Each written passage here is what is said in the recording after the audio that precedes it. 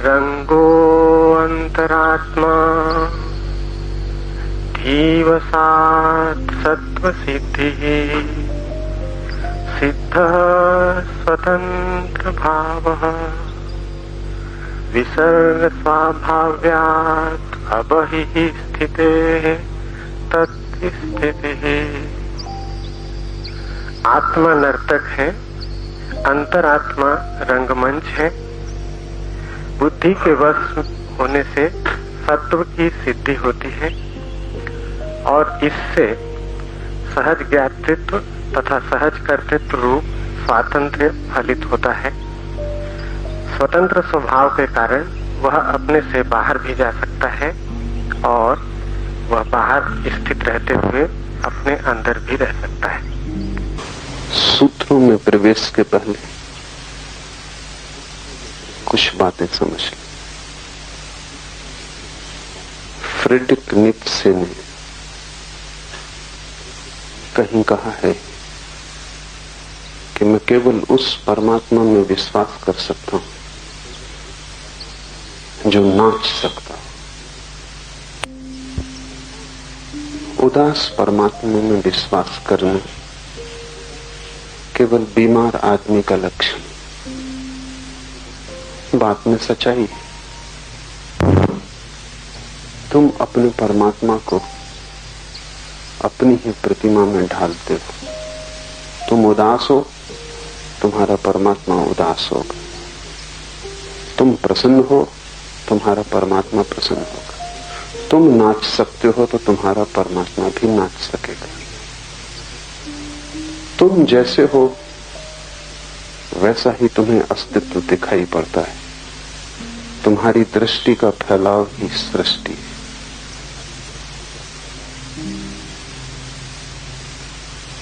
और जब तक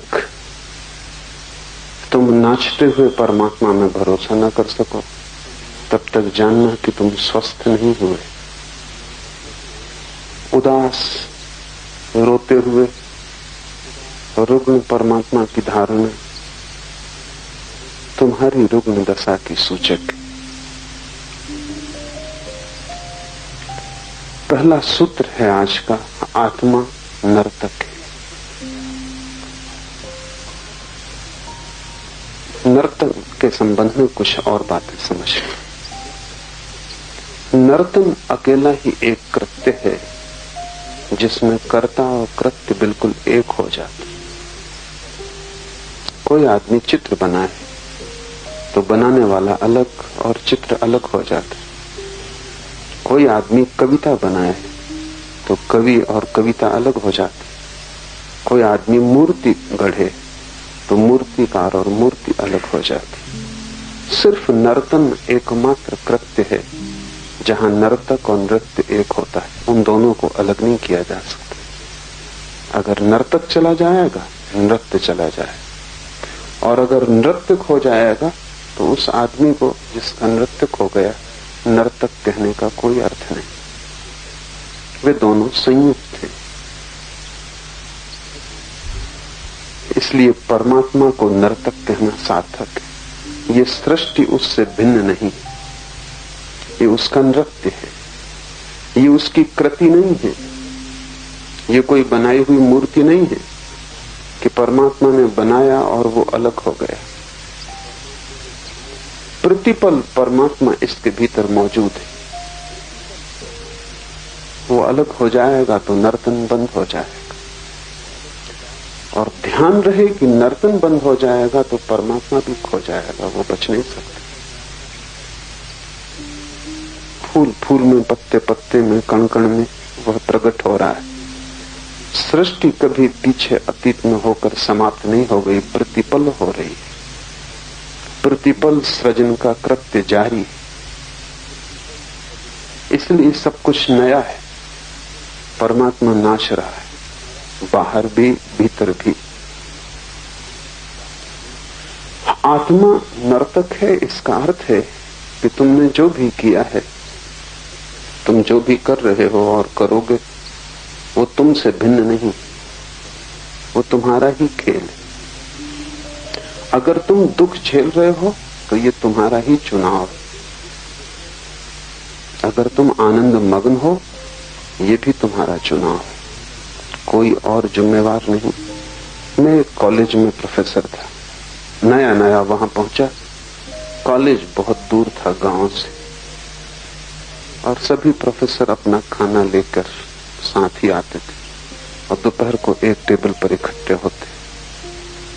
संयोग की बात थी, मैं जिनके पास बैठा था उन्होंने अपना टिफिन खोला, झांक के देखा और कहा, फिर वही आलू की सब्जी और रोटी। मुझे लगा कि उन्हें शायद आलू की सब्जी और रोटी पसंद नहीं, लेकिन नया था, मैं कुछ बोला नहीं। दूसरे दिन फिर वही हुआ।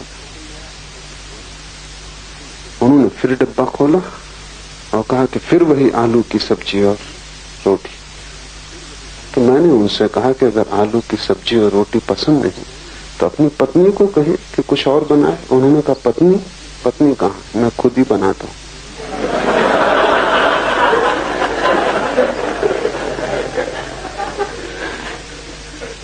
यही तुम्हारा जीवन,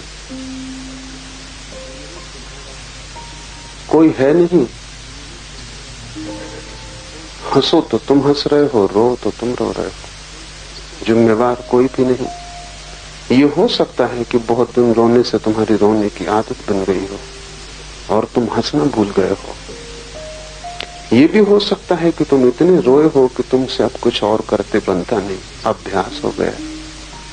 ये भी हो सकता है कि तुम भूल ही गए, इतने जन्मों से रो रहे हो कि तुम्हें याद ही नहीं कि कभी ये मैंने चुना था रोना।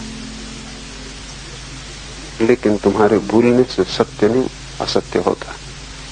तुमने ही चुना है, तुम ही मालिक हो, और इसलिए जिस क्षण तुम तय करोगे उसी क्षण रोना रुक जाएगा।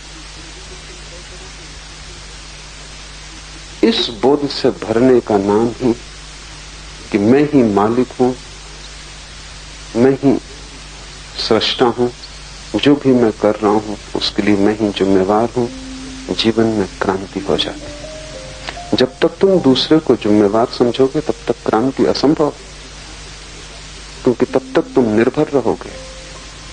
तुम सोचते हो दूसरे तुम्हें दुखी कर रहे हैं, तो फिर तुम कैसे सुखी हो सकोगे? असंभव, क्योंकि दूसरों को बदलना तुम्हारे हाथ में नहीं। तुम्हारे हाथ में तो केवल स्वयं को बदलना है। अगर तुम सोचते हो कि भाग्य के कारण तुम दुखी हो रहे हो, तो फिर तुम्हारे हाथ के बाहर हो गई बात। भाग्य को तुम कैसे बदलोगे? भाग्य तुमसे ऊपर है। और तुम अगर सोचते हो तुम्हारी विधि में ही विधाता ने लिख दिया है जो हो रहा है, तो तुम एक परतंत्र यंत्र हो जाओगे, तुम आत्मवान न रहोगे। आत्मा का अर्थ ही यह है कि तुम स्वतंत्र हो, और चाहे कितनी ही पीड़ा तुम भोग रहे हो, तुम्हारे ही निर्णय का फल है। और जिस दिन तुम निर्णय बदलोगे उसी दिन जीवन बदल जाएगा। फिर जीवन को देखने के ढंग पर सब कुछ निर्भर करता है। मैं मुल्ला नसरुद्दीन के घर में मेहमान था। सुबह बगीचे में घूमते वक्त अचानक मेरी आंख पड़ी, देखा कि पत्नी ने एक प्याली नसरुद्दीन के सिर की तरफ फेंकी। लगी नहीं सिर में, दीवार से टकरा के चकनाचूर हो गई। नसरुद्दीन ने भी देख लिया कि मैंने देख लिया है, तो वो बाहर आया और उसने कहा, क्षमा करें, आप कहीं कुछ और ना सोच लें, हम बड़े सुखी। ऐसे कभी कभार पत्नी चीजें फेंकती है, मगर इससे हमारे सुख में कोई भेद नहीं पड़ता। मैं थोड़ा हैरान हुआ। मैंने पूछा, थोड़ा विस्तार से कहो। तो उसने कहा, अगर उसका निशाना लग जाता है तो वो खुश होती है, और अगर चूक जाता है तो मैं खुश होता हूं। वैसे हमारी खुशी में कोई भेद नहीं पड़ता है। और कभी कभी निशाना लगता है, कभी कभी चूकता, हम दोनों खुश हैं। जिंदगी को देखने के ढंग पर निर्भर करता है। तुम ही बनाते हो, फिर तुम ही देखते हो, फिर तुम ही व्याख्या करते हो। तुम बिल्कुल अकेले हो। तुम्हारे संसार में कोई दूसरा कभी प्रवेश नहीं करता, प्रवेश कर भी नहीं सकता। कोई प्रवेश भी करता है तो वो तुमने ही आज्ञा दी। इससे एक कठिनाई है, इसीलिए तुम इसे भूले हुए हो। कठिनाई यह है कि यह अनुभव करना कि मैं ही जिम्मेवार हूं, तब तुम दुखी ना हो सकोगे। और अगर दुखी होना चाहते हो तो शिकायत ना कर सकोगे। और उन दोनों में बड़ा रस है, दुखी होने में भी बड़ा रस है। क्योंकि जब तुम दुखी होते हो तब तुम शहीद होते हो। शहीदगी का बड़ा मजा है। जब तुम दुखी होते हो तब तुम सहानुभूति मांगते हो। सहानुभूति में बड़ा रस है। इसलिए तो लोग अपने दुख की कथा एक दूसरे को बढ़ा चढ़ा के सुनाते रहते। क्या कारण होगा कि लोग दुख की इतनी कथा सुनाते रहते? कोई सुनना भी नहीं चाहता। कौन उत्सुक है तुम्हारे दुख में? और दुख की बातें सुन के दूसरा भी उदास ही होगा। कोई दूसरे के जीवन में फूल तो नहीं खिल जाएंगे। लेकिन तुम सुनाए जा रहे हो, और दूसरा तभी तक सुनता है जब तक उसे आशा रहती कि तुम भी उसकी सुनोगे, अन्यथा वो खिसक जाए। तुम उन्हीं आदमियों को कहते हो कि उबाने वाले हैं जो तुम्हें बोलने का मौका ही नहीं देते। तो एक समझौता है, तुम हमें उबाओ, हम तुम्हें उबाएं। तुम अपने दुख की कथा कह के हमें परेशान करो, हम अपने दुख की कथा कह के तुम्हें परेशान करें और बराबर हो जाएं। क्यों आदमी दुख की इतनी चर्चा करता है? क्या कारण?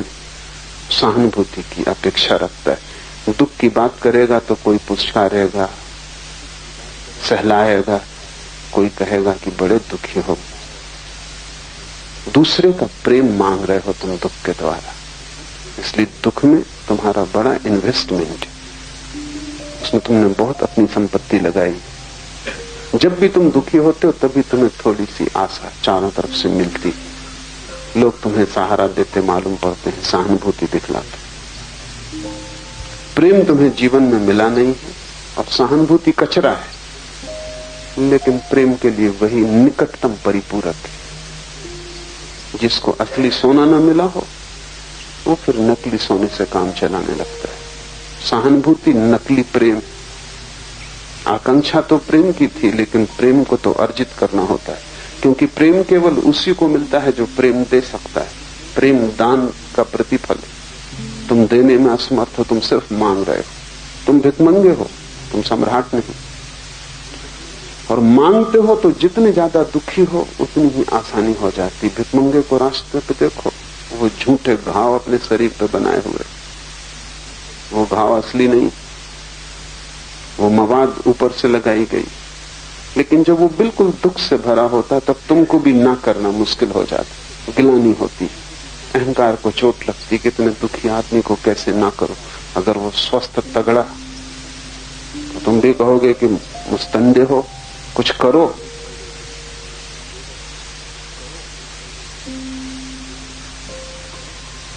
कुछ कमाओ, कमा सकते हो। लेकिन दुखी आदमी को देख के तुम बोल नहीं पाते। तुम्हें सहानुभूति दिखानी ही पड़ती, चाहे झूठी ही सही। इसलिए तुम दुख को पकड़े हो, क्योंकि तुम्हें प्रेम नहीं मिला। जिसको प्रेम मिला है जीवन में वो आनंदित होगा, वो आनंद को पकड़ेगा, दुख को नहीं। दुख पकड़ने जैसा नहीं। फिर तुम्हें सुविधा है शिकायत करने में, क्योंकि जब भी तुम कहते हो दूसरे तुम्हें दुखी कर रहे हैं तब जिम्मेवारी का बोझ हट जाता है। और जब मैं तुमसे कहता हूं और सारे शास्त्र तुमसे कहते हैं, सारे बुद्ध पुरुषों ने एक ही बात कही है कि तुम ही जिम्मेवार हो, कोई और नहीं, तब बड़ा बोझ मालूम पड़ता है।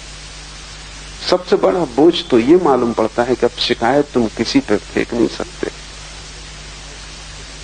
और उससे भी बड़ा बोझ इस बात का पड़ता है कि अब तुम सहानुभूति किससे मांगोगे अगर तुम ही जिम्मेवार हो। और भी गहरे में ये कठिनाई खड़ी होती है कि अगर तुम ही जिम्मेवार हो तो बदलाहट की जा सकती है। और बदलाहट करना एक क्रांति है, एक रूपांतरण से गुजरना है। तुम्हारी पुरानी आदतें हैं वो सभी तोड़नी होंगी। तुम्हारा एक पुराना ढांचा है वो सभी गलत है। अब तक तुमने जो मकान बनाया है वो पूरा का पूरा नर्क है, लेकिन तुमने ही बनाया है, चाहे कितना ही बड़ा बना लिया हो, उसे पूरा गिराना पड़ेगा। अतीत का सारा श्रम व्यर्थ जाता मालूम पड़ता है। इसलिए तुम इस सत्य से बचने की कोशिश करते हो, लेकिन जितने तुम बचोगे उतने ही तुम भटकोगे।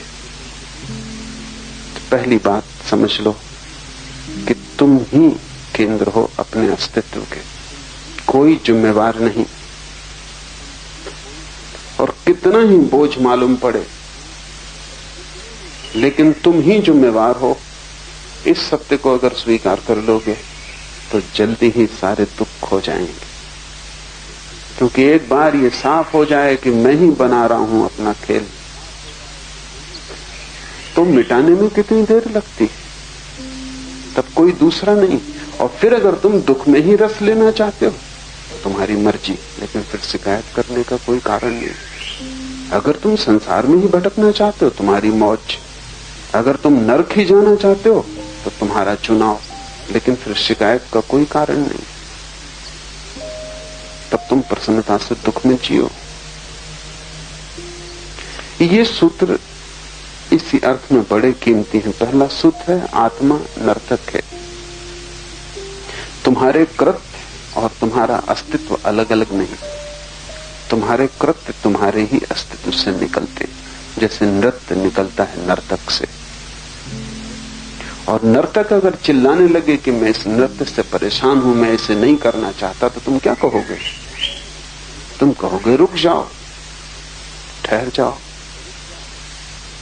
कौन तुमसे कहता है कि नाचो?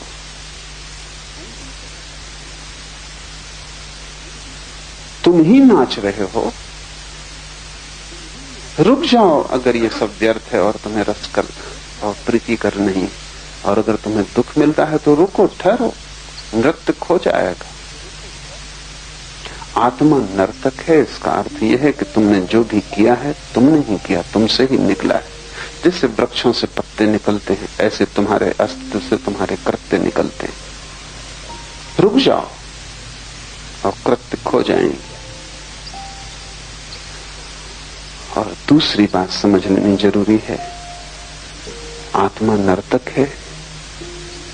अगर तुम्हारे दुख के नृत्य को, इस विषाद और संताप से भरे जीवन को तुम रोक दोगे तो नर्तन तो नहीं रुकेगा, नर्तन का रूप बदलेगा।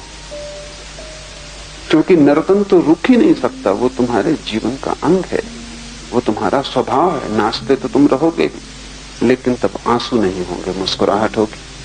तब तुम्हारे नृत्य में एक गीत होगा, एक पुलक होगी, एक आनंद होगा, एक हर्षोन्माद होगा, एक मस्ती होगी। अभी तुम्हारा नृत्य नारकी, तब स्वर्गीय होगा। मुसलमान फकीर हुआ इब्राहिम, कभी सम्राट था, फिर फकीर हुआ।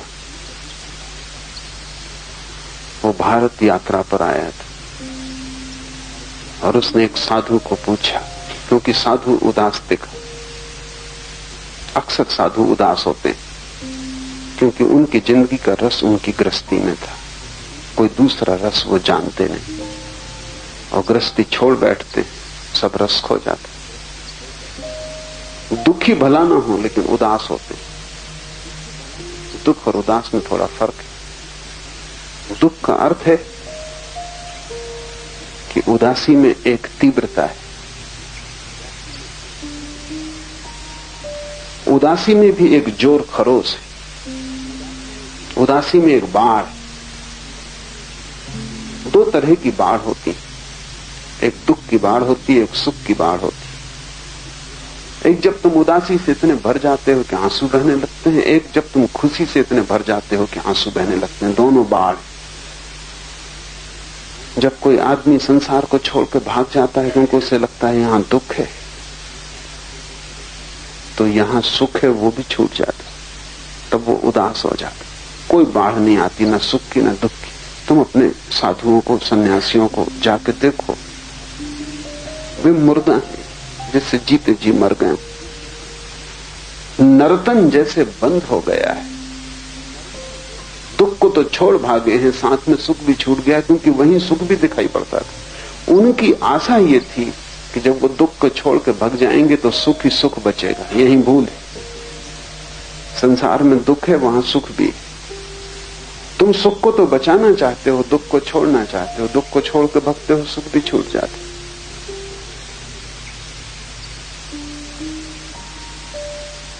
वो साधु उदास था, साधारण साधु रहा होगा, क्योंकि सच में जो साधु है वो सुख दुख दोनों को छोड़ता है। सुख को बचाना नहीं चाहता, सुख दुख दोनों को छोड़ता है। जैसे ही सुख दुख दोनों को छोड़ता है, उदासी खो जाती, क्योंकि उदासी उन दोनों का मध्य बिंदु। जब तुमने दोनों ही छोड़ दिए तो मध्य बिंदु भी खो जाता, और तब एक नई आयाम की यात्रा शुरू होती है, जो आनंद, शांति, निर्वाण, जो भी नाम हम देना चाहते हैं। आनंद में बाढ़ नहीं, आनंद ठंडी किरण, ठंडा प्रकाश, वहां बाढ़ नहीं। आनंद उदासी जैसा है एक अर्थ में। उदासी सुख और दुख के मध्य में है, आनंद सुख और दुख के पार है।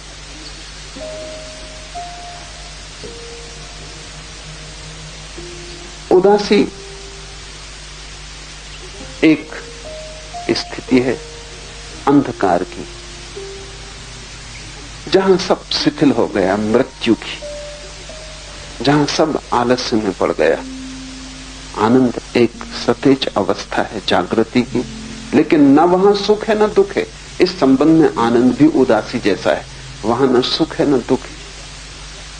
वहां प्रकाश तो है, लेकिन प्रकाश सुख जैसा नहीं, क्योंकि सुख के प्रकाश में भी तीव्रता होती है और पसीना आ जाता। सुख से भी लोग इसीलिए थक जाते। तुम ज्यादा देर सुखी नहीं रह सकते, क्योंकि सुख थकाएगा, उसमें त्वरा है, तीव्रता है, बुखार है। अगर तुम रोज रोज लॉटरी मिलने लगे, तुम मरोगे, तुम जिंदा ना बचोगे।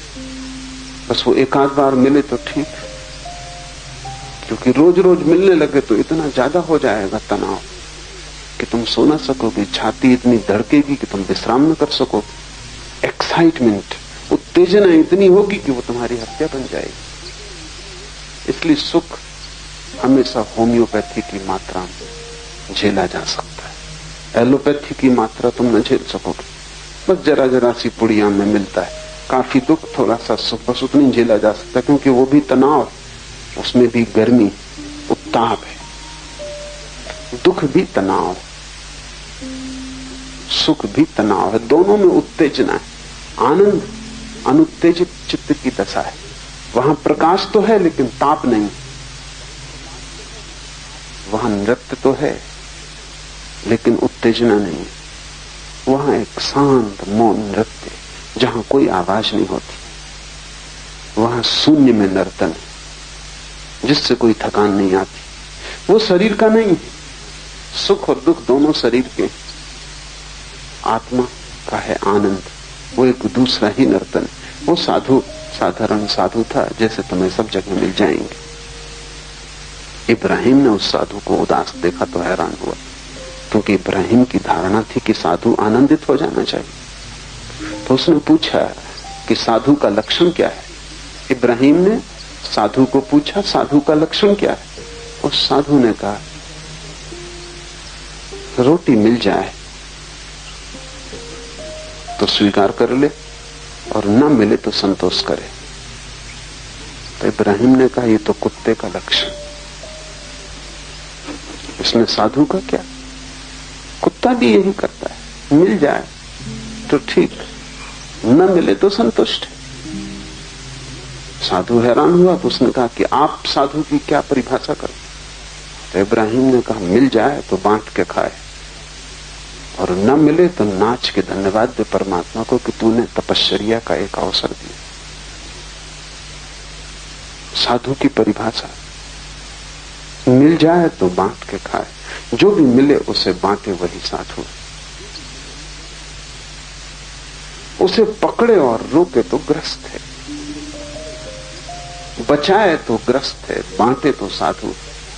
वो चाहे आनंद हो, चाहे ज्ञान हो, कुछ भी हो, चाहे ध्यान हो, जो भी मिल जाए उसे बांट दे।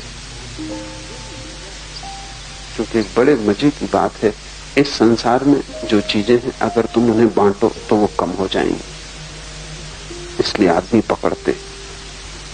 तुम तिजोरी को बांटोगे तो ज्यादा दिन तिजोरी बचेगी नहीं, क्योंकि संसार में सभी सीमित, बांटा की गया,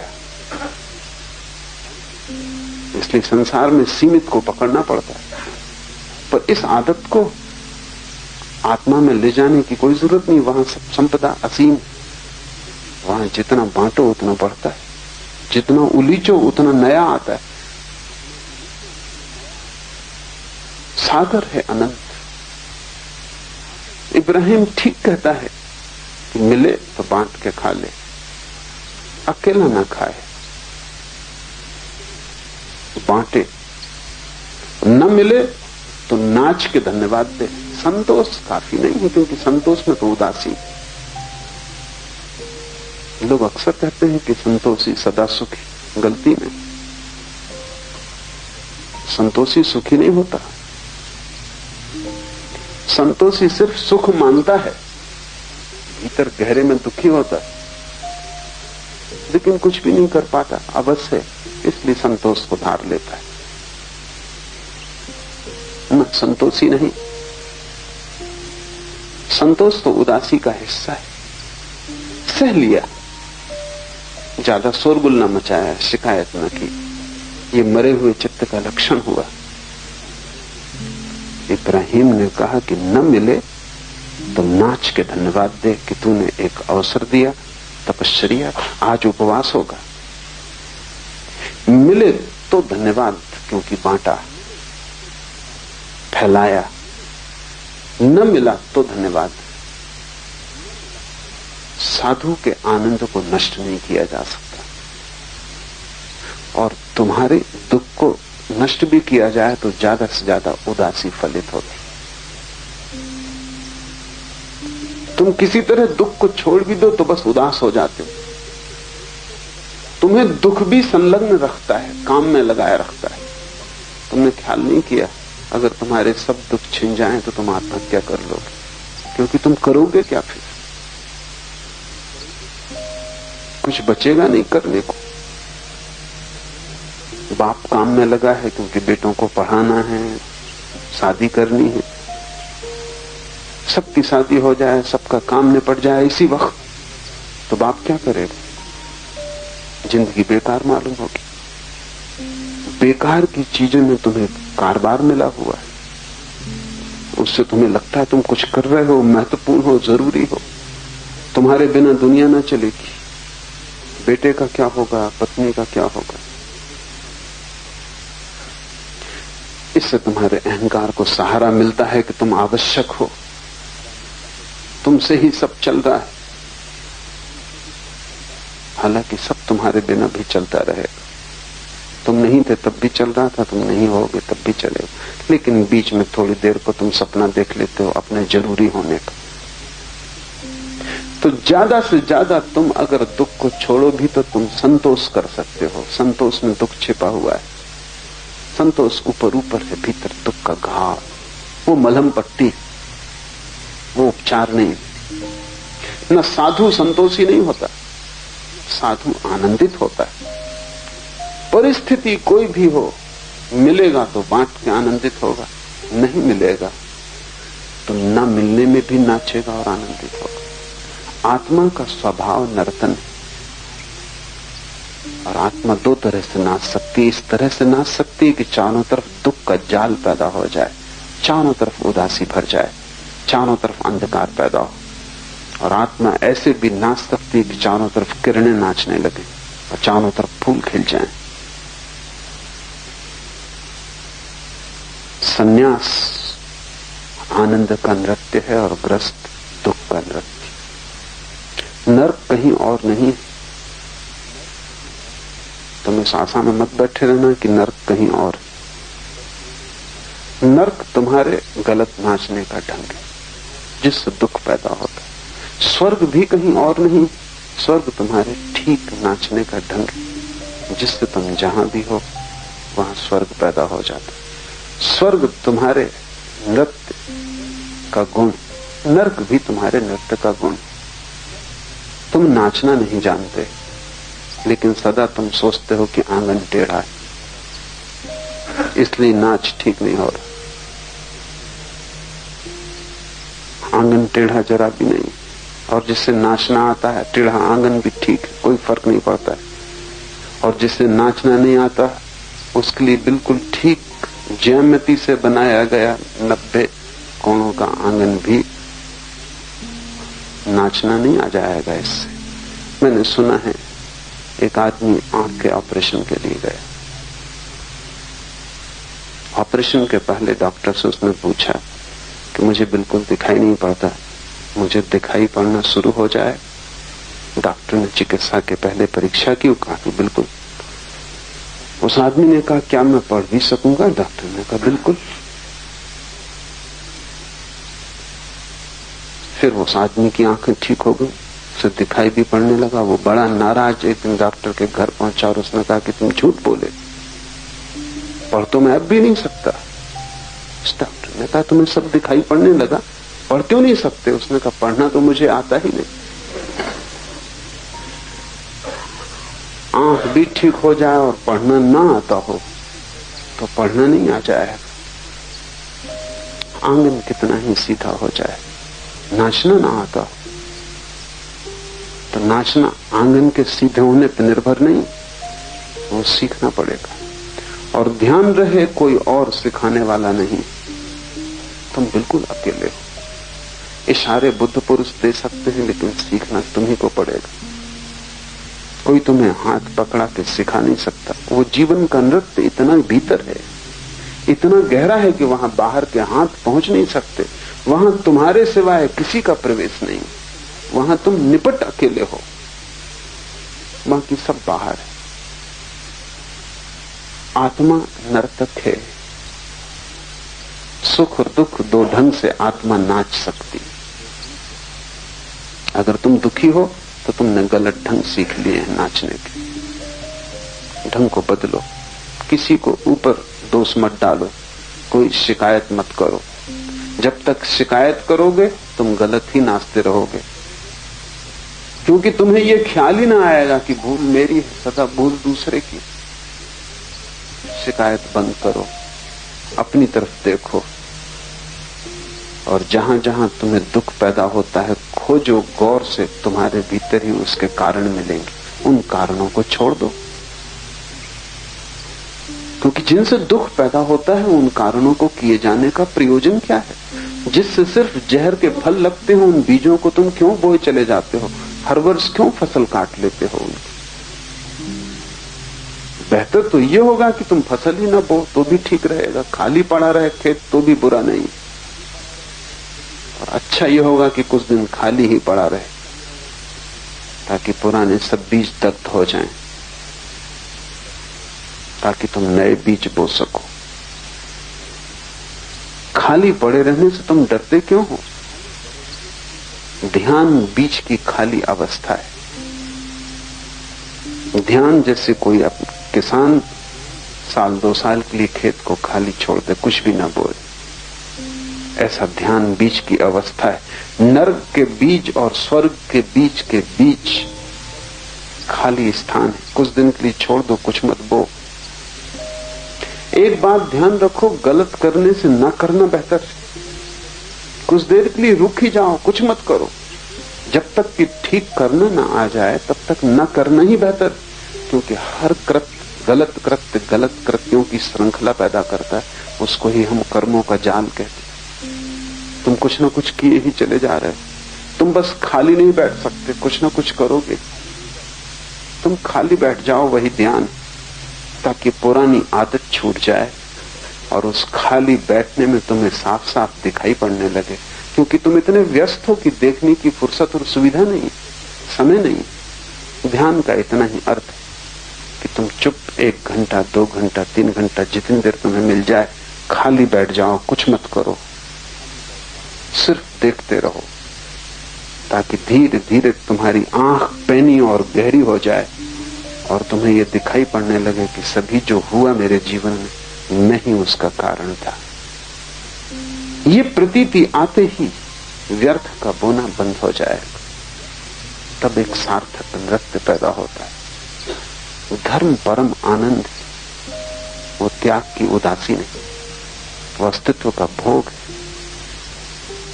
वो महाभोग में सम्मिलित होना है, वो अस्तित्व के नृत्य के साथ एक हो जाना। धर्म को तुम त्याग और उदासी की भाषा में सोचना ही मत, तो वो गलत धर्म जो त्याग और उदासी की भाषा में सोचता है।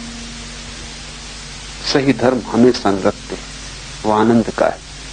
सही धर्म हमेशा बजती हुई बांसुरी। आत्मा नर्तक है, अंतरात्मा रंगमंच। और ये जो नृत्य हो रहा है ये कहीं बाहर नहीं हो रहा है, ये तुम्हारे भीतर ही चल रहा है। ये संसार रंगमंच नहीं है, तुम्हारी अंतरात्मा ही रंगमंच। तुम कितना ही सोचो कि तुम बाहर चले गए हो, कोई बाहर जा नहीं सकता। जाओगे कैसे बाहर? तुम रहोगे अपने भीतर, वहीं सब खेल चल रहा है। सब खेल वहां चलता है, फिर बाहर उसके परिणाम दिखाई पड़ते हैं। ऐसे जैसे तुम कभी सिनेमा गृह में जाते हो तो पर्दे पर सब खेल दिखाई पड़ता है, लेकिन खेल असली में तुम्हारी पीठ के पीछे प्रोजेक्टर में चलता होता है। पर्दे पर सिर्फ दिखाई पड़ता है, पर्दा असली रंगमंच नहीं, लेकिन आंखें तुम्हारी पर्दे पे लगी रहती और तुम भूल ही जाओगे, भूल ही जाते हो कि असली चीज पीछे चल रही। सारा फिल्म का जाल पीछे, पर्दे पर तो केवल उसका प्रतिफलन। अंतरात्मा रंगमंच है, प्रोजेक्टर भीतर है। सब खेल के बीज भीतर से शुरू होते हैं, बाहर तो सिर्फ खबरें सुनाई पड़ती, प्रतिध्वनियां सुनाई पड़ती। और अगर बाहर दुख है तो जानना कि भीतर तुम गलत फिल्म लिए बैठे हो, और बाहर तुम जो भी करते हो गलत हो जाता है, तो उसका अर्थ है कि भीतर से तुम जो भी निकालते हो वो सब गलत है। पर्दे को बदलने से कुछ भी ना होगा। पर्दे को तुम कितना ही लीपो तो कोई फर्क ना पड़ेगा। तुम्हारी फिल्म अगर गलत भीतर से आ रही तो पर्दा उसी कहानी को दोहराता रहेगा। और न केवल तुम फिल्म हो, बल्कि तुम एक टूटे हुए रिकॉर्ड की भांति हो, जिसमें एक ही लाइन दोहरती जाती, पुनरुक्ति होती जाती। तुमने कभी भीतर अपनी खोपड़ी की जांच पड़ताल की तो तुम पाओगे वहां वही वही चीजें दोहरती रहती हैं। टूटा हुआ रिकॉर्ड, तुम वही वही दोहराते रहते हो, कुछ नया वहां नहीं घटता। और वहां तुम जो भी दोहराते हो उसके प्रतिफलन चारों तरफ सुनाई पड़ते हैं, चारों तरफ जगत के पर्दे पर उसका प्रतिफलन होता है।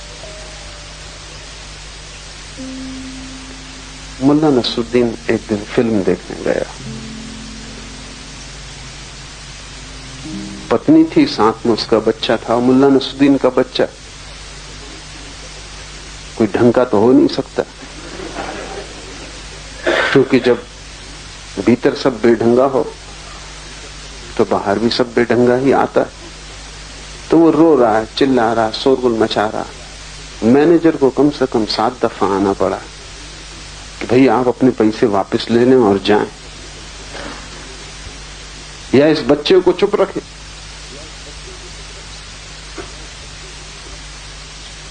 मगर वो काहे को चुप रहने वाला, वो बार बार मैनेजर को आना पड़ा।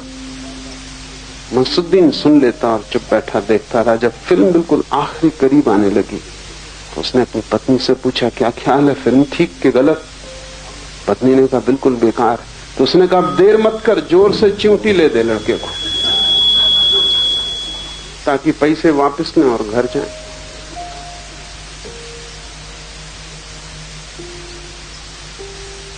तुम बहुत दिन से देख रहे हो, कई जन्मों से देख रहे हो, सब गलत है। कब चिमटी लोगे? खुद को लेनी पड़ेगी, यहां कोई दूसरा नहीं। कब तुम जागोगे और वापस लौटोगे? और क्या जरूरत है इस गलत को देखने की जो तुम्हें कष्ट से भर रहा है, जो तुम्हें पीड़ा और बोझ दे रहा है? सिवाय संताप के और दुख स्वप्नों के जिससे कुछ भी पैदा नहीं होता। इस भवन को तुम छोड़ सकते हो। इस भवन में तुम अपने ही कारण रुके हो, क्यों देर कर रहे हो? अभी मन भरा नहीं। अगर मन न भरा हो तो फिर बुद्ध, महावीर, कृष्ण, शिव, जीसस, इनकी बकवास में क्यों पड़ते हो? अगर मन न भरा हो तो इनकी बातें मत सुनो, इनसे दूर रहो, इनसे बचो, क्योंकि ये केवल उनके लिए ही सार्थक है जिनका मन भर गया हो और जिन्होंने फिल्म काफी देख ली, जो उब गए वहां से, जो अब नर्क से बेचैन हो गए और एक स्वर्गीय नृत्य की आकांक्षा जिनमें जग गई, जिनकी अभीप्सा परमात्मा के लिए है। लेकिन तुम्हारी मनोदशा ऐसी है कि तुम दो नावों में सवार होना चाहते हो, उसी से तुम्हारा कष्ट और भी बढ़ जाता। तुम इस संसार को भी भोगना चाहते हो, चाहे कितना ही दुख हो यहां, लेकिन थोड़ी आशा बनी रहती कि सुख होगा, बस अब होने के ही करीब। आशा टिकाए रखती और तुम्हारा अनुभव तुमसे कहता है कि होने वाला नहीं, क्योंकि कई दफा तुम ये आशा कर चुके हो, सदा असफल गई। अनुभव तो बुद्धों के पक्ष में, आशा बुद्धों के खिलाफ है। और तुम दोनों से भरे और दो नावें, तो आशा की नाव पर भी तुम एक पैर रखे रहते हो कि शायद थोड़ी देर और, इस स्त्री से सुख नहीं मिला तो शायद दूसरी स्त्री से मिल जाए, इस बेटे से सुख नहीं मिला तो दूसरे बेटे से मिल जाए, इस धंधे में सफलता नहीं मिली तो दूसरे धंधे में मिल जाए। तुम सदा आसपास की चीजें बदलते रहते हो, इस मकान में सुख नहीं तो दूसरे मकान में मिल जाए। ये छोटी है तिजोरी, थोड़ी बड़ी हो जाए तो मिलेगा। तुम कुछ ना कुछ आसपास बदलते रहते हो, पर्दे में फर्क करते रहते हो, लेकिन तुम्हारे भीतर की कथा वही कथा प्रोजेक्ट होती पर्दे पर। हर जगह तुम्हें दुख मिलता है। अनुभव तो दुख का है, आशा सुख की। दो नावें, बुद्ध, महावीर, कृष्ण को सुनोगे तो वे अनुभव की बात कह रहे हैं। वे कह रहे हैं उतर आओ आशा के नाव से, अनुभव की नाव पर सवार हो जाओ। तुम सुनते भी हो उनकी, क्योंकि उनको भी तुम इंकार नहीं कर सकते, और उन्हें देख के भी तुम्हें भरोसा आता है कि जो हमें नहीं मिला है लगता है इन्हें मिला है, क्योंकि उनकी दौड़ समाप्त हो गई। लेकिन भरोसा पूरा भी नहीं आता, क्योंकि पता नहीं धोखा दे रहे हो, कौन जाने न मिला हो ऐसे ही कह रहे हो, कौन जाने इन्हें ना मिला हो हमें मिल जाए। ये कहते हैं अंगूर खट्टे, हो सकता है न पहुंच पाए हो अंगूरों तक और हम पहुंच जाएं, तो आशा भी छूटती नहीं, अनुभव भी एकदम गलत है ऐसा कहना कठिन। इस तरह तुम द्वंद्व में हो। ये द्वंद्व ही तुम्हारी विक्षिप्तता है, और ये दोनों नावें अलग अलग यात्रा पर। तुम एक पर सवार हो जाओ, कोई जल्दी नहीं, तुम संसार की नाव पर ही पूरे सवार हो जाओ, जल्दी ही तुम उब जाओगे। लेकिन ये बुद्धों की नाव पर तुम्हारा जो पैर है, ये तुम्हें संसार का भी पूरा अनुभव नहीं होने देता। वहां भी तुम आधे आधे जाते हो, क्योंकि ये बुद्धों का ख्याल तुम्हारी आधी टांग को पकड़े हुए। तो तुम मंदिर भी संभालते हो, दुकान भी संभालते हो, न दुकान संभलती न मंदिर संभलता। ये दोनों साथ संभल नहीं सकते। तुम पूरी तरह दुकान पे ही चले जाओ, भूल जाओ कि कभी कोई बुद्ध हुआ, कोई महावीर, कोई कृष्ण हुआ, शिव हुए, भूलो ये कोई शास्त्र है, सब भूलो, बस खाता वही सब कुछ है। एक बार तुम पूरे वहां लग जाओ तो जल्दी ही तुम वहां से बाहर निकल आओगे। तुम्हारा अनुभव ही तुम्हें कहेगा कि सब व्यर्थ, वो भी नहीं हो पाता। और बुद्धों की नाव में तुम पूरे सवार नहीं हो पाते, क्योंकि तुम्हारा मन कहे चला जाता है कि अभी जल्दी मत करो, अभी बहुत समय है, और अभी तुम्हारी उम्र ही क्या, ये तो बुढ़ापे की बातें हैं। जब बिल्कुल मरने लगो और एक पैर कब्र में चला जाए तब तुम दूसरा पैर बुद्ध की नाव पर सवार कर लें। अभी क्या जल्दी? तो लोग सोचते हैं धर्म बुढ़ापे के लिए। जब बिल्कुल मरने लगेंगे तब उन्हें गंगा जल की जरूरत पड़ती। जब बिल्कुल मरने लगेंगे तब कोई उनके कान में नमोकार मंत्र दोहराते। मरते वक्त जब सब व्यर्थ हो गया और जब कोई ऊर्जा न बची, कोई शक्ति न बची यात्रा की, तब तुम यात्रा को तैयार होते नहीं। तुम फिर गिरोगे वापस संसार में, फिर तुम उसी नाव पर सवार हो। ऐसा तुम अनंत बार कर चुके हो।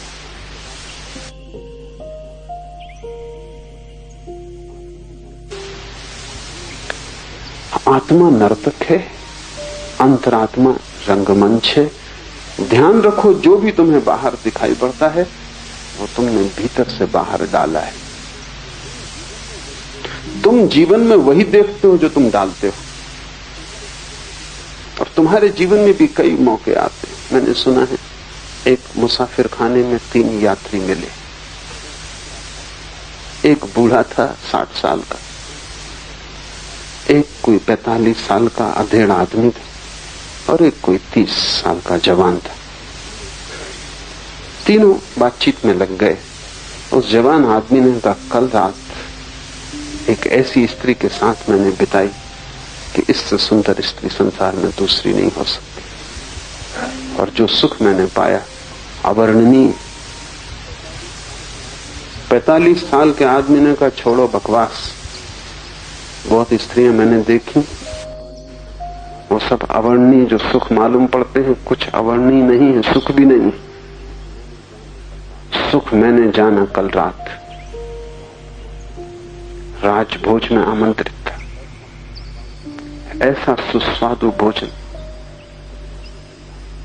कभी जीवन में जाना नहीं। बूढ़े आदमी ने कहा, यह भी बकवास है, असली बात मुझसे पूछो। आज सुबह ऐसा दस्त हुआ, पेट इतना साफ हुआ, ऐसा आनंद मैंने कभी जाना नहीं, अवर्णनीय। बस संसार के सब सुख ऐसे ही हैं, उम्र के साथ बदल जाते हैं, लेकिन तुम ही भूल जाते हो। 30 साल की उम्र में काम वासना बड़ा सुख देती मालूम पड़ती, 45 साल की उम्र में भोजन ज्यादा सुखद हो जाता। इसलिए अक्सर 40-45 के पास लोग मोटे होने लगते। 60 साल के करीब भोजन में कोई रस नहीं रह जाता, सिर्फ पेट ठीक से साफ हो जाए तो जो समाधि सुख मिलता है वो किसी और चीज में। तीनों ही ठीक कह रहे हैं, क्योंकि संसार के सुख बस ऐसे ही हैं। और इन सुखों के लिए हम कितने जीवन गंवाए।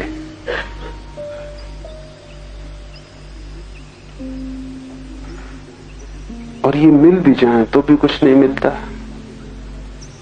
क्या मिलेगा? अंतरात्मा रंगमंच है, बाहर तुम वही देखते हो जो तुम भीतर से डालते हो। जवान आदमी की आंखों से वासना बाहर जाती, उसका सारा शरीर वासना के तत्वों से भरा है। वो जहां भी देखता है वहां स्त्री दिखाई पड़ती, सब तरफ काम वासना ही उसे पकड़ लेती। मुल्ला नसरुद्दीन जवान था, पत्नी के साथ एक चित्रों की प्रदर्शनी थी, वहां गया। नई नई शादी थी और जगह जगह घूमने का ख्याल था। प्रदर्शनी में बड़े कीमती चित्र थे। एक चित्र के पास नसरुद्दीन रुक गया और देर तक ठहरा रहा, भूल ही गया कि पत्नी भी साथ है। चित्र एक नग्न स्त्री का था, अति सुंदर, और नग्नता बस थोड़े से 2-4 पत्तों से ढकी थी। चित्र का नाम था वसंत। ठगा सा खड़ा था।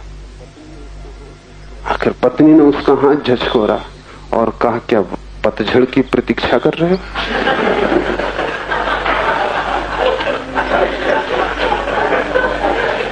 पर ऐसा ही आदमी का मन है। पत्नी ठीक ही पहचानी, पत्नियां अक्सर ठीक पहचान देती।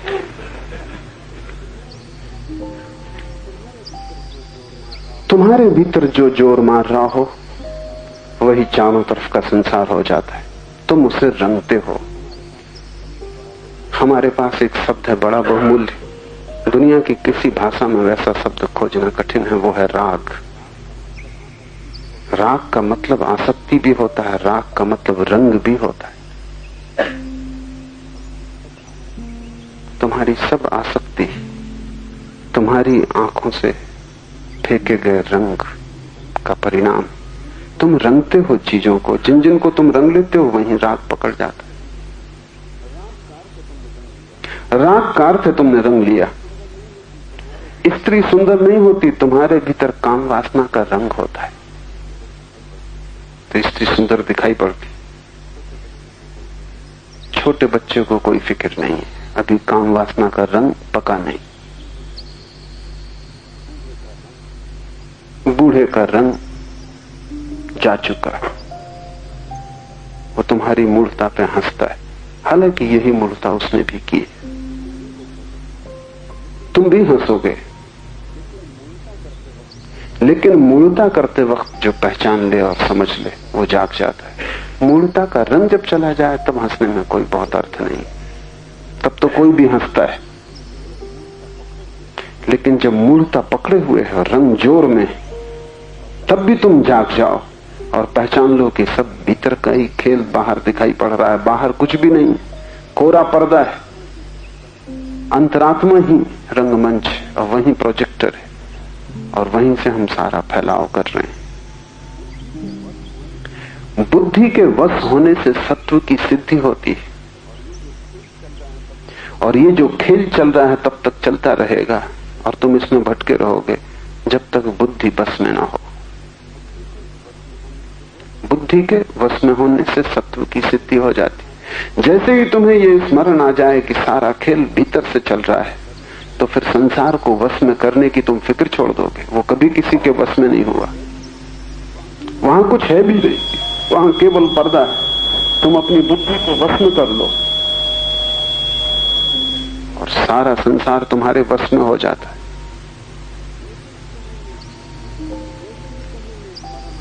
जैसे ही तुम्हें यह स्मरण आ जाता है कि जिस खेल को मैं देख रहा हूं उसका निर्माता मैं हूं, अभिनेता मैं हूं, कथा लेखक मैं हूं, सभी कुछ मैं हूं, मंच भी मैं हूं, वैसे ही तुम बाहर की बदलाहट में उत्सुक नहीं रह जाते। तब तुम भीतर मेरी जो मालकियत है उसको पाने में लग जाते हो। वो है बुद्धि की मालकियत। तुम अपनी बुद्धि के मालिक नहीं हो। तुम्हारे विचार तुम्हारे गुलाम नहीं, तुम अपने विचारों के गुलाम। वो तुम्हें जहां ले जाते हैं वहां तुम जाते हो, तुम उन्हें जहां ले जाना चाहते हो वो जाते नहीं। एक छोटे से विचार को भी मोड़ने की कोशिश करो, वो इंकार कर देता है। एक छोटे से विचार को कहो कि शांत हो जाओ, वो बगावत कर देता है। तुम कभी इस तरफ ध्यान ही नहीं देते क्योंकि इतना पीड़ादायी है इस तरफ ध्यान देना कि मैं अपना भी मालिक नहीं और दुनिया के मालिक होने की तुम कोशिश में लगे रहते। और जो अपना ही मालिक नहीं वो कैसे किसी और का मालिक हो पाएगा। अपने मन को गौर से पहचानो, उसका निरीक्षण करो तो पहली तो बात ये समझ में आएगी कि मालिक मन हो गया है, आत्मा नहीं, तुम नहीं। मन कहता है ये करो तो तुम्हें करना पड़ता है, ना करो तो मन झंझट खड़ी करता है, ना करो तो मन उदास होता है, उसकी उदासी तुम्हारी उदासी बन जाती। करो तो कहीं पहुंचते नहीं क्योंकि मन अंधा है, उसका आदेश मान के तुम पहुंचोगे भी कहां। मन तो मूर्छा है, वो तो बेहोशी है, उसकी सुनकर तुम कहीं पहुंचने वाले नहीं। तुमने सुना है कि अंधे अगर अंधों का अनुगमन करें तो खड्डों में गिरते हैं, लेकिन यही प्रत्येक कर रहा है। तुम्हारा मन बिल्कुल अंधा है, उसे कुछ भी पता नहीं, और तुम उसका अनुगमन करते हो। जैसे छाया तुम्हारे शरीर का अनुगमन करती है, तुम मन का अनुगमन करते हो। तुम भूल ही गए हो कि मालिक तुम हो। गुलामों के साथ बहुत दिन तक जुड़े रहने पर ऐसा अक्सर हो जाता, धीरे धीरे गुलाम मालिक हो जाते, क्योंकि जितना तुम उन पर निर्भर होने लगते हो उतनी ही उनकी मालिकियत सिद्ध होती चली जाती। सारी साधना एक ही बात की कि मन की मालिकियत तोड़ दो। क्या करोगे मन की मालिकियत तोड़ने के लिए? पहली बात कि मन की मालिकियत तोड़नी हो तो मन के साथ तादात्म्य तोड़ दो। मन में एक विचार उठता है, तुम उस विचार के साथ मत जुड़ो, एक मत हो जाओ। तुम्हारे एक होने से ही उसको ताकत मिलती। तुम दूर खड़े रहो, तुम ऐसे देखते रहो जैसे रास्ते पर लोग चल रहे हैं, तुम किनारे पर खड़े देख रहे हो। तुम ऐसे देखते रहो जैसे आकाश में बादल भटक रहे हैं और तुम दूर जमीन पर खड़े देख रहे हो। अपने को जोड़ो मत विचार से, ये मत कहो ये मेरा विचार। जैसा ही तुमने कहा मेरा कि तुम जुड़ गए, जुड़े कि तुम्हारी शक्ति विचार में चली गई, और वही शक्ति तुम्हें गुलाम बनाती। वो शक्ति भी तुम्हारी है, तुम जुड़ो मत।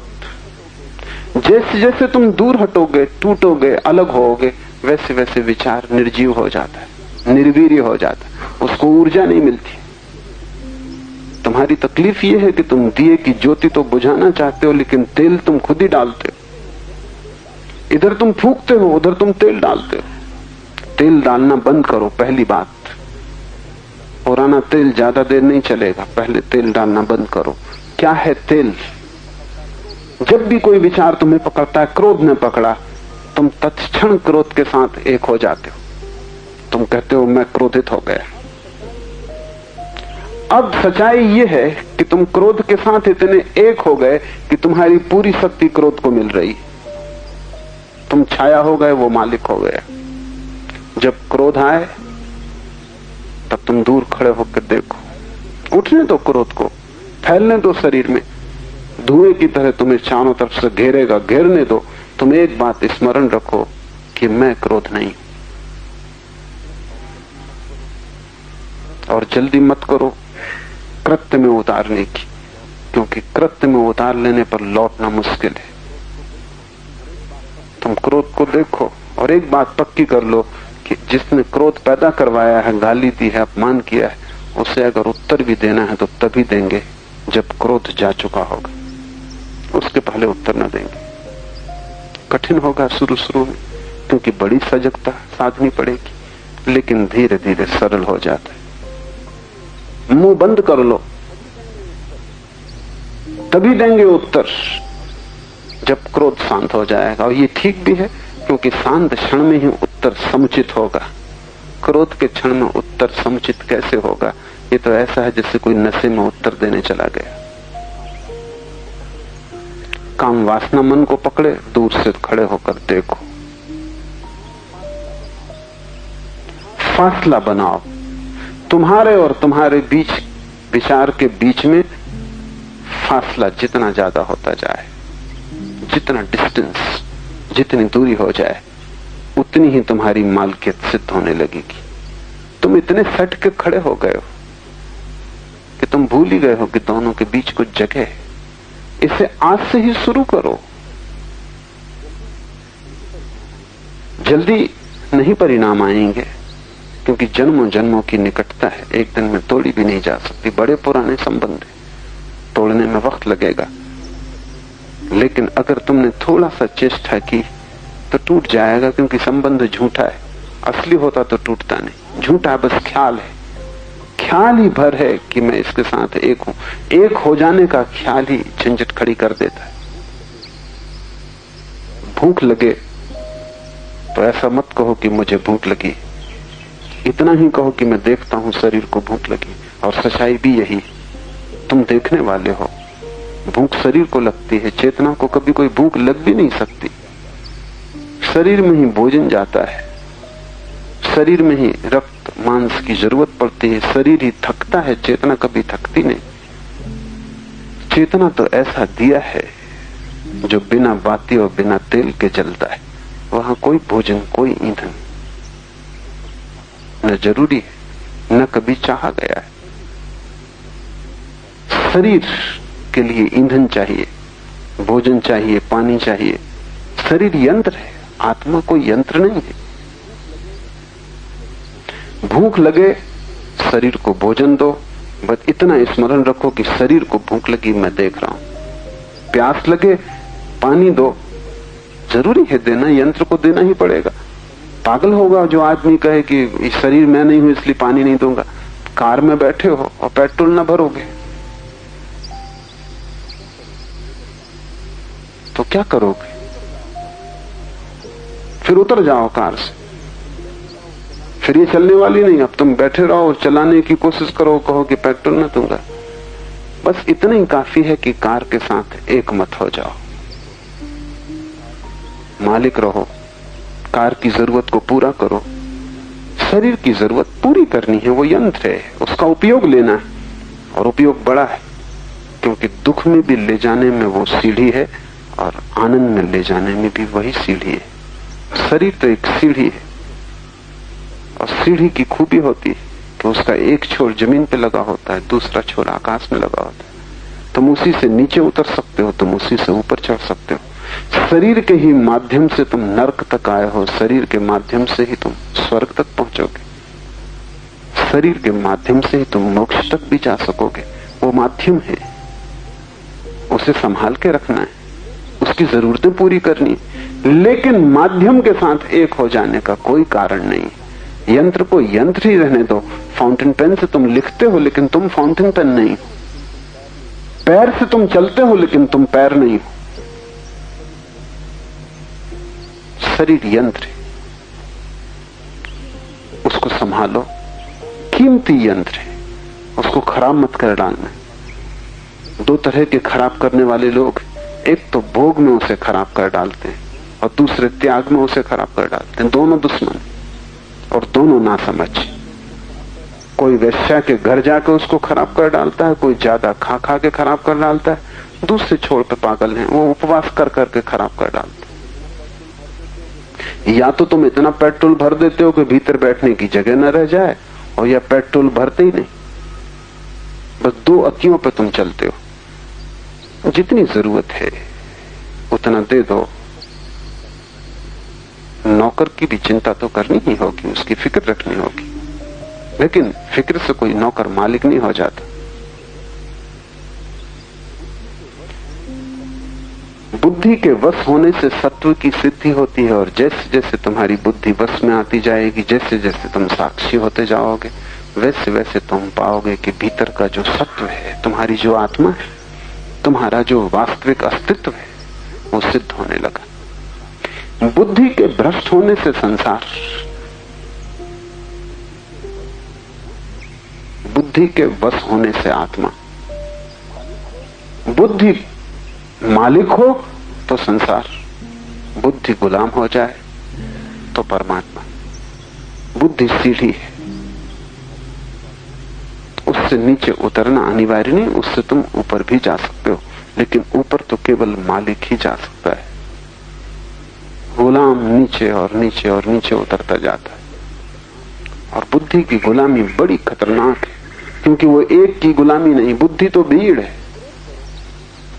अभी कहती क्रोध करो, क्षण भर बाद कहती पश्चाताप करो।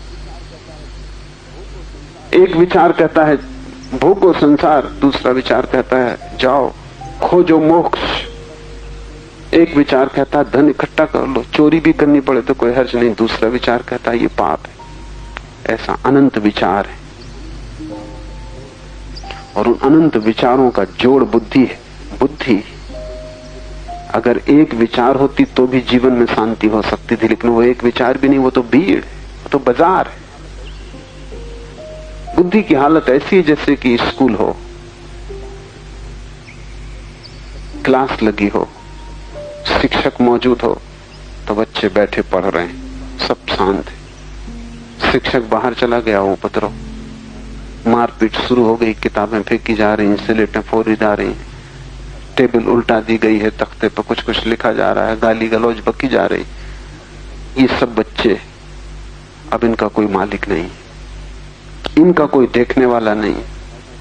शिक्षक भीतर कमरे में वापस आ जाता, एकदम सन्नाटा, सब किताबें अपनी जगह पे आ गई, लड़कों की नजरें नीचे झुक गई, वो अपने काम में लग गए। जैसे ही तुम्हारी मालकियत भीतर आती है, बुद्धि एकदम काम में लग जाती। जैसे तुम्हारी मालकियत खो जाती है, बुद्धि एक उपद्रव, एक अराजकता है। और इस अराजकता को मान के चलना बड़ा कठिन है, क्योंकि कहीं भी नहीं ले जा सकती।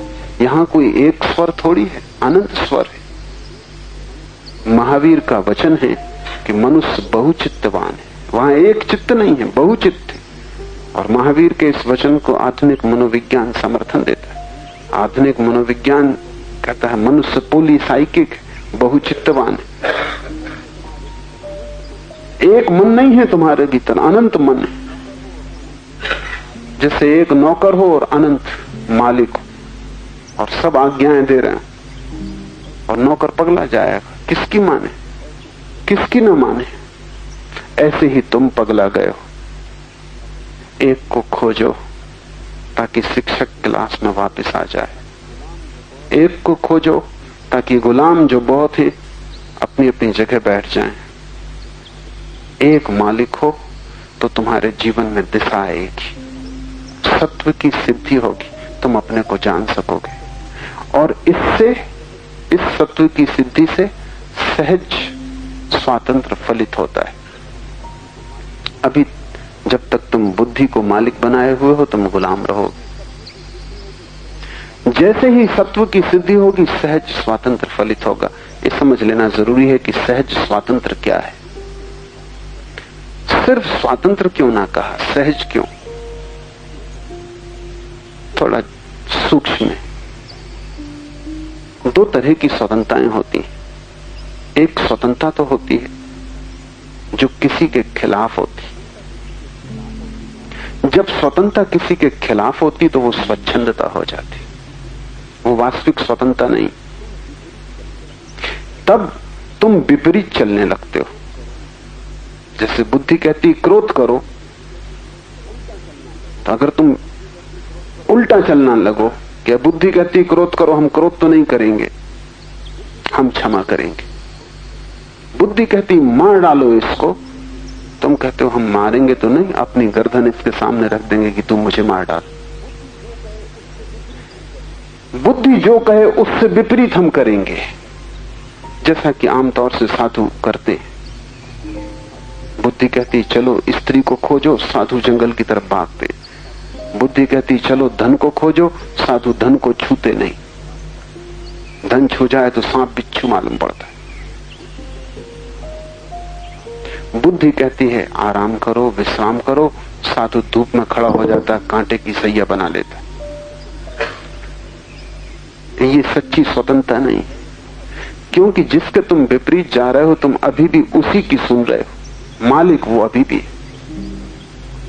इसे थोड़ा समझो, ये थोड़ा जटिल है, क्योंकि तुम्हारी लड़ाई जारी है। अगर तुम मालिक हो गए तो लड़ाई खत्म हो जाती। गुलाम गुलाम, उससे क्या लड़ना। तुम्हारे घर में कोई गुलाम है और वो मालिक हो गया है। वो तुमसे कहता है कि नीचे बैठो तो तुम नीचे बैठते हो, तुमसे कहता है खड़े हो जाओ तो तुम खड़े हो जाते हो।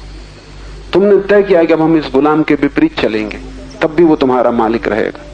अब वो कहता है बैठो तो तुम खड़े हो जाते। मानते तुम उसकी नहीं हो, लेकिन फिर भी तुम उसी की मान रहे, क्योंकि वही तुम्हें गतिमान कर रहा है। और गुलाम जरा होशियार हुआ तो जब उसे तुम्हें बिठाना हो तब वो कहेगा खड़े हो जाओ, तो तुम बैठ जाओ। तुम बच नहीं सकते। मुल्ला नसरुद्दीन का बेटा बहुत उपद्रव कर रहा था। नसरुद्दीन ने उससे बहुत कहा चुप बैठ, तो वो और शोरगुल मचाए। बाहर जा, तो वो भीतर आए। आखिर नसरुद्दीन परेशान हो गया, और घर में मेहमान थे, और मेहमानों के सामने बच्चे ज्यादा उपद्रव करते, क्योंकि मेहमानों के सामने सिद्ध करने का सवाल होता है कौन असली मालिक है। बाप के बेटा। तुम क्या हम, इसलिए बच्चे साधारणता शोरगुल न करेंगे, अपने काम में लगे रहेंगे। घर में मेहमान आया कि परेशानी शुरू हुई, क्योंकि सवाल है संघर्ष का, अहंकार का, कौन मालिक। तो मेहमानों को देख के बच्चा और उपद्रव कर रहा था। आखिर मुल्ला नसरुद्दीन ने कहा, देख जो तेरी मर्जी में होकर, अब मैं देखूं कि तू मेरी आज्ञा का उल्लंघन कैसे करता है। जो तेरी मर्जी में हो वो कर, अब मैं देखूं कि तू मेरी आज्ञा का उल्लंघन कैसे करता है। बच्चा जरूर मुश्किल में पड़ गया होगा।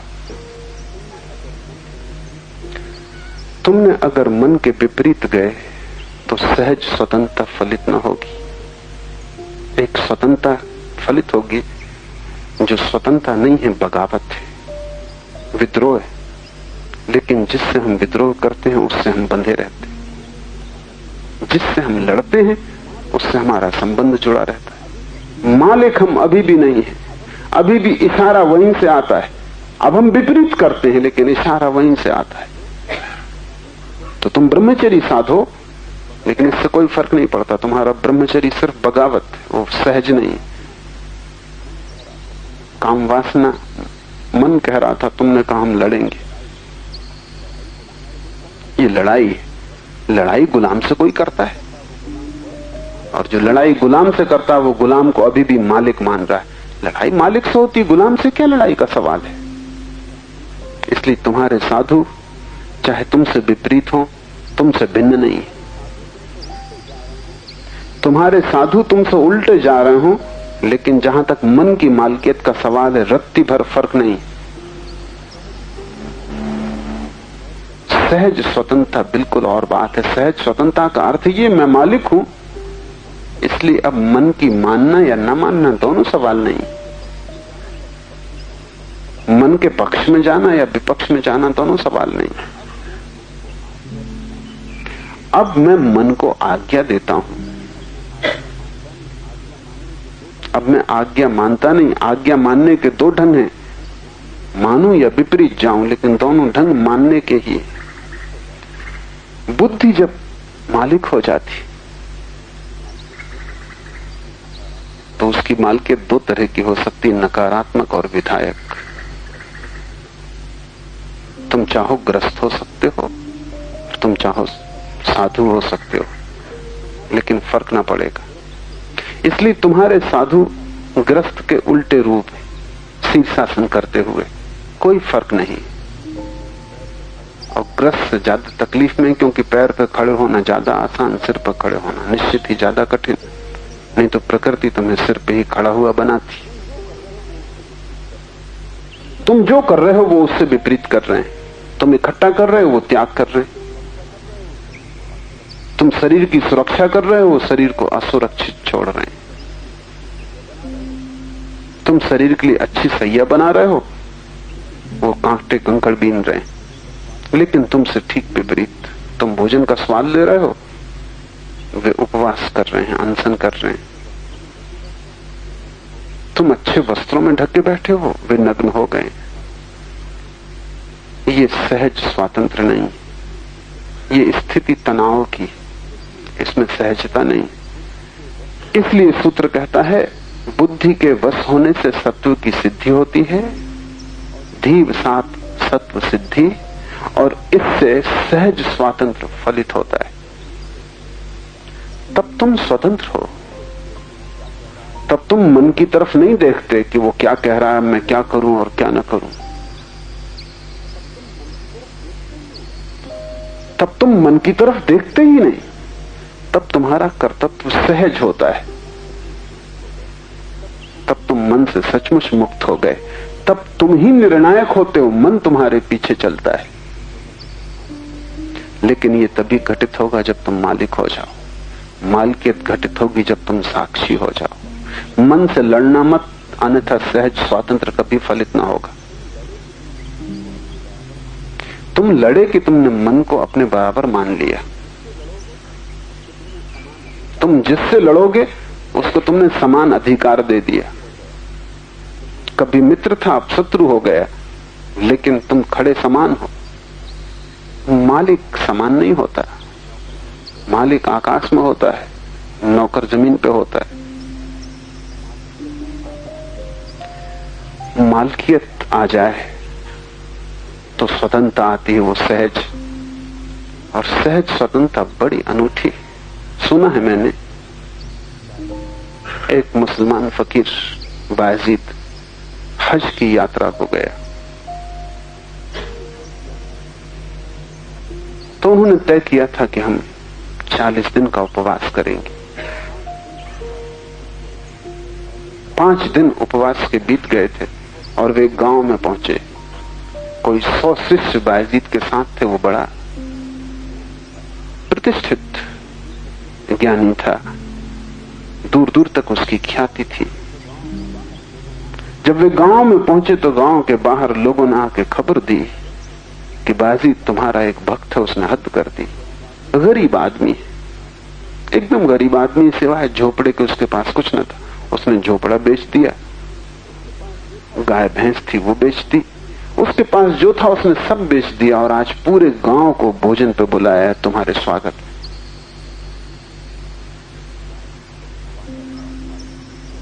बायजीद तो उपवासा था और 40 दिन उपवास रखना था। शिष्य भी उपवासित थे और 40 दिन उपवास रखना था। बायजीद पे तो कोई तनाव न हुआ, शिष्य बड़े तनाव से भर गए, लेकिन शिष्य जानते थे कि भोजन तो करना नहीं है।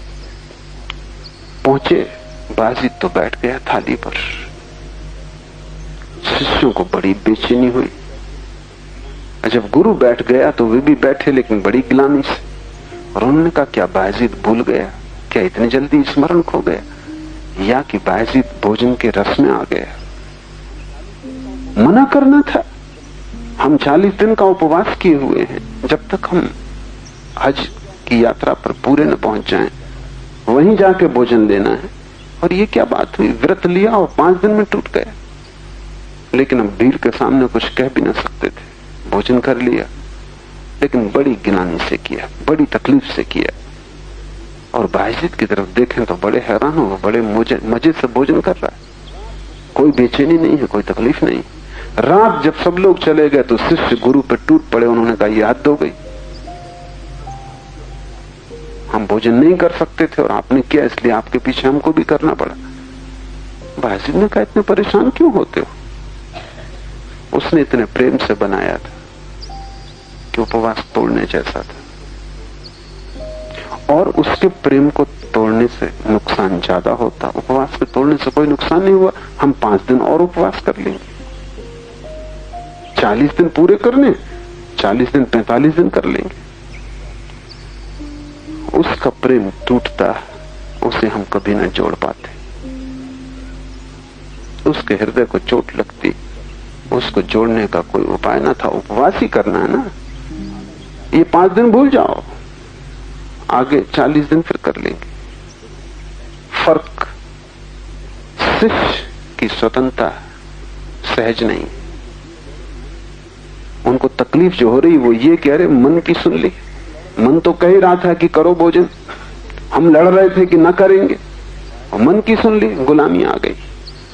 बायजीद मालिक है, ये अपने हाथ में है कि उपवास रखना कि तोड़ना। इसमें मन की कोई बगावत नहीं है, मन से कोई विरोध नहीं है, मन का कोई मानना नहीं। हम मालिक हैं। उपवास रखना तो उपवास रखेंगे, नहीं रखना तो नहीं रखेंगे। निर्णय हमारा होगा। दोनों उपवासी थे, लेकिन दोनों के उपवास में बड़ा क्रांतिकारी फर्क है, मौलिक फर्क है। बायजीद की स्वतंत्रता सहज, वो महल में ठहर सकता है निश्चिंत भाव से, वो झोपड़े में रुक सकता है निश्चिंत भाव से। लेकिन बायजीद के शिष्य अगर महल में रुकना पड़े तो कठिनाई में पड़ जाएंगे कि तो भोग हो गया। ये बड़े मजे की बात है, कभी तुमको महल पकड़े रखता है, कभी झोपड़ा पकड़ लेता है, लेकिन पकड़ नहीं जाती। बायजीद दोनों तरफ जा सकता है, स्वतंत्रता उसकी सहज, उसे कोई रोकने वाला नहीं। निर्णय उसकी अपनी अपनी आत्मा का होगा, निर्णायक आत्मा है। सहज स्वतंत्रता तभी फलित होती है जब सत्व की सिद्धि होती है। उसके पहले सब स्वतंत्रताएं झूठी होंगी। स्वतंत्र स्वभाव के कारण वो अपने से बाहर भी जा सकता है। और वह बाहर स्थित रहते हुए अपने अंदर भी रह सकता है। ये बड़ा कीमती सूत्र है। स्वतंत्र स्वभाव के कारण वो अपने से बाहर भी जा सकता है। कबीर कपड़ा बुनते रहे, जुलाहे थे, जुलाहे बने रहे। शिष्यों ने बहुत बार कहा कि अभी शोभा नहीं देता कि आप कपड़ा बुनो, कि आप बाजार में बेचने जाओ, आप ग्रस्त नहीं हो। कबीर हंसते, वो कहते सभी उसी का खेल है, बाहर और भीतर एक है। ये हमारी समझ में नहीं आ सकता, क्योंकि हमें बाहर पकड़े हुए हैं, इतने जोर से पकड़े हुए हैं कि बाहर और भीतर एक कैसे हो सकता है। जैन फकीरों ने कहा है संसार और मोक्ष एक है। हम एकदम घबरा जाएंगे, ऐसा कैसे हो सकता है। संसार हमें पकड़े, संसार से हम पीड़ित हैं, मोक्ष इसके विपरीत है, जहां हम मुक्त होंगे, शांत होंगे, आनंदित होंगे, सुखी होंगे, जहां कोई दुख ना होगा। हमारा मोक्ष हमारे संसार की विपरीत होने वाला है। लेकिन जब कोई व्यक्ति मुक्त होता है तो इस जगत में कोई चीज विपरीत नहीं रह जाती, सब विपरीत समाप्त हो जाते। जब कोई व्यक्ति मुक्त होता है तो बाहर और भीतर का फासला खो जाता है, क्योंकि सारा फासला अहंकार की दीवार का है। क्या बाहर और क्या भीतर, बीच में अहंकार खड़ा है, उससे दीवार बनी। जैसे कि हमें मिट्टी के मटके को लेकर पानी में चले जाएं, नदी में पानी भर लें, तो हम कहेंगे ये मटके के भीतर पानी, ये मटके के बाहर नदी। लेकिन फासला क्या है? सिर्फ एक मिट्टी की दीवार। वो मिट्टी की दीवार टूट गई तो बाहर क्या होगा, भीतर क्या होगा? जो बाहर है वही भीतर है, जो भीतर है वही बाहर है। इसलिए कबीर कहते हैं उठना बैठना मेरी पूजा, चलना फिरना मेरी उपासना। अब कबीर मंदिर नहीं जाते, क्योंकि अब दुकान और मंदिर में कोई फासला नहीं। अब कबीर बाजार से नहीं भागते हिमालय, अब बाजार और हिमालय में कोई फासला नहीं। अब कबीर अपने घर को भी छोड़ के नहीं भागते, क्योंकि अब अपना और पराये में भी कोई फासला नहीं है। भाग के भी कहां जाओगे? अहंकार के गिरते ही सारे फासले गिर जाते। न कुछ बाहर है तब, न कुछ भीतर है तब, न तो पदार्थ है और न परमात्मा है, तब दोनों एक है। वह अद्वैत जहां सब एक हो जाता है और सब सीमाएं विलीन हो जाती। लेकिन वो तभी होता है जब जीवन में सहज स्वतंत्रता फलित हो। तो ऐसा व्यक्ति स्वतंत्र स्वभाव के कारण वो अपने से बाहर भी जा सकता है, और वो अपने बाहर स्थित रहते हुए अंदर भी रह सकता है। उसे कोई बाधा नहीं। वो महल में रहे तो भी सन्यासी, वो सन्यासी होके सड़क पे खड़ा रहे तो भी महल में। उसके पास करोड़ों रुपए का ढेर लगा हो तो भी वो अपरिग्रही, और उसके पास कुछ भी ना हो तो भी उससे बड़ा परिग्रही नहीं, क्योंकि सारा संसार उसका है। पर कठिन है हमें पहचानना, क्योंकि हम एक हिस्से से परिचित हैं, वो जो घड़े के भीतर जल है, और घड़े के बाहर वो अलग मालूम होता है। तुम्हारे भीतर जो छिपा है वही तुम्हारे बाहर भी है।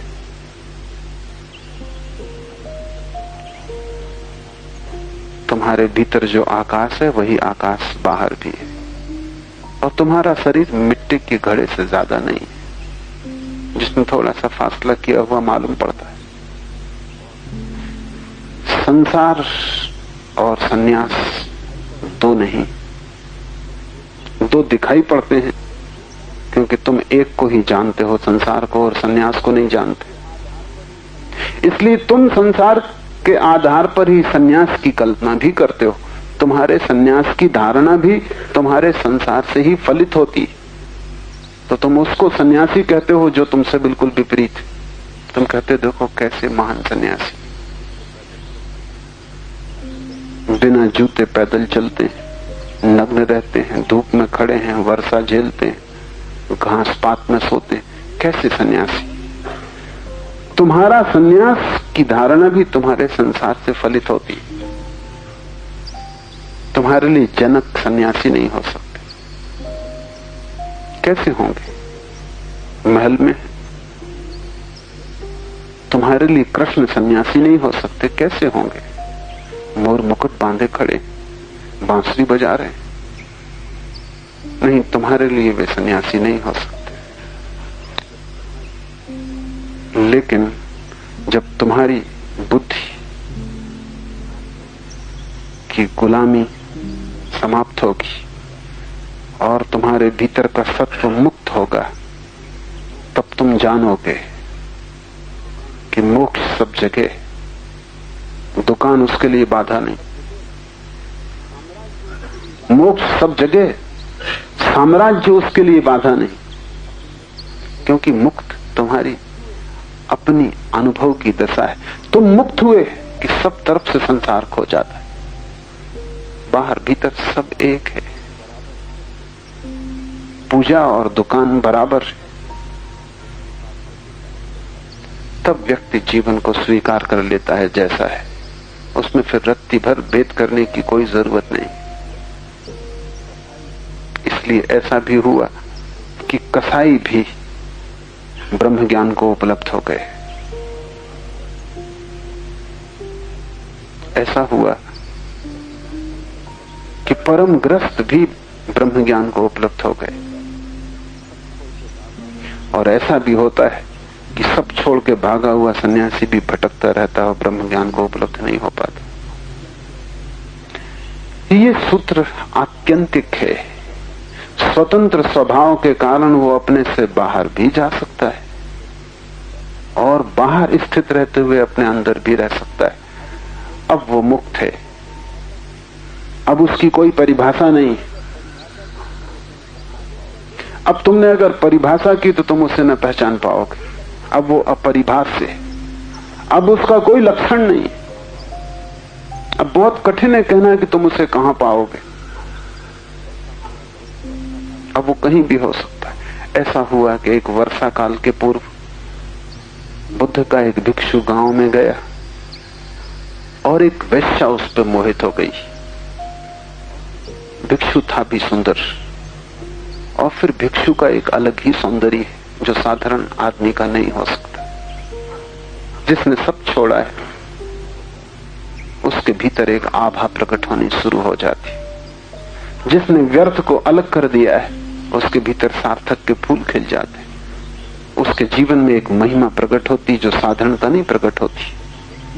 उस नाचते हुए आनंदित भिक्षु को देखकर वो वेश्या अगर मोहित हो गई तो स्वाभाविक है। वेश्या बड़ी सुंदर थी। सम्राट उसके द्वार पे दस्तक देते थे। सभी को उससे मिलने का मौका भी नहीं मिल पाता था। बहुमूल्य उसके साथ एक क्षण का पाना था। वो भागी हुई स्वयं भिक्षु के पास आई सड़क पर और उसने कहा कि इस वर्षा काल का मेरा निमंत्रण स्वीकार करें और इस वर्षा काल मेरे घर रुक जाएं। भिक्षु ने कहा, पूछ लूंगा अपने गुरु को, जैसी उनकी आज्ञा। भिक्षु ने ना तो कहा हां, ना कहा ना। भिक्षु ने कहा, पूछ लूंगा अपने गुरु को। दूसरे दिन सुबह उसने बुद्ध को पूछा, निमंत्रण एक वेश्या का मिला है, मैं क्या करूं? बुद्ध ने कहा, जब वेश्या तुमसे नहीं डरी तो तुम वेश्या से क्यों डरोगे? मेरा सन्यासी इतना कमजोर कि वेश्या से डर जाए? तुम जाओ, वर्षा काल का निमंत्रण मिला, रहो। बाकी भिक्षुओं में बड़ी बेचैनी हो गई, क्योंकि अनेक भिक्षुओं ने राह से गुजरते उस वेश्या को देखा ही था। सुंदर थी।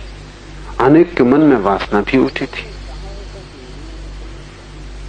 अनेक ने चाहा होता कि उन्हें निमंत्रण मिलता।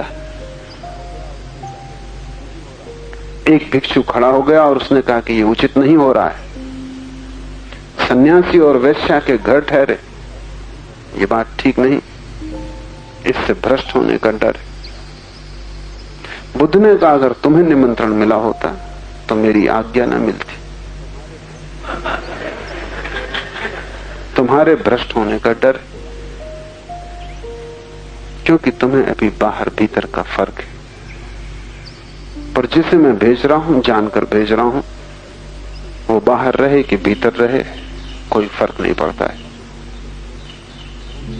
फिर भी भिक्षुओं का मन न माना और उन्होंने कहा आप गलती कर रहे हैं, इससे गलत नियम का सिलसिला शुरू होगा, मर्यादा टूटेगी।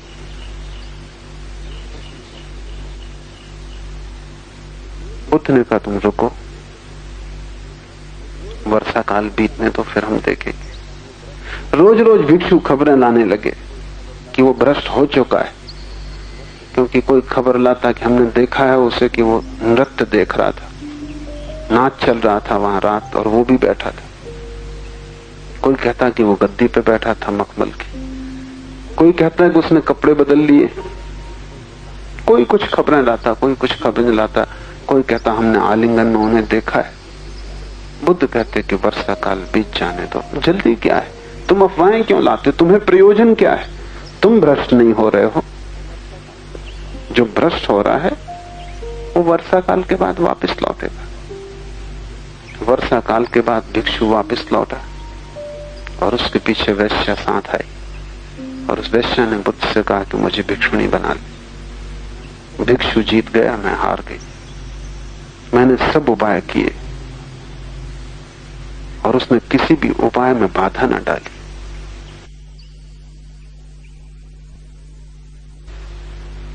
अगर मैंने उसका आलिंगन भी किया तो वो दूर ना हटा। अगर मैंने उसे मखमल की गद्दी पे बिठाया तो उसने ये न कहा कि मैं भिक्षु हूं, मखमल की गद्दी पे कैसे बैठ सकता हूं। मैंने उसे सुस्वादु से सुस्वादु भोजन दिए तो भी उसने ये न कहा कि ये भोजन मैं न कर सकूंगा, इससे वासना जगे। मैंने सब निमंत्रण दिए, उसने ना कहा। जो हुआ वो चुपचाप बैठा रहा, जिससे कुछ भी ना हो रहा।